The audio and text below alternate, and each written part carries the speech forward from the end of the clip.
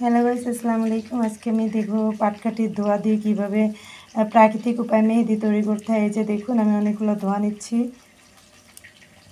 এটা দিয়ে আপনি কীভাবে রিয়েল সুন্দর একটা ঘরোয়া পদ্ধতিতে মেহেদি তৈরি করা যায়। এটা আপনার বাজারে মেহেদির মতো হচ্ছে 1 সপ্তাহ থাকবে, আরও বেশি দিন থাকবে, ইনশাল্লাহ ভালো লাগবে। দেখেন এমন একটা কাঁচের নেবেন। যখন ধোয়াটা নেবেন একটু হালকা গরম হবে, ভয়ের কিছু নাই, কাঁচটা ফেটে যাবে না। আর হচ্ছে দেখেন একটা লাল আবরণ হচ্ছে কাছের গায়ে, দেখেন লাল লাল পানি জমছে। এটা হচ্ছে মূলত প্রায় এই যে মেহেদির মতো কাজ করবে, তার জন্য একটা লাল আবরণ।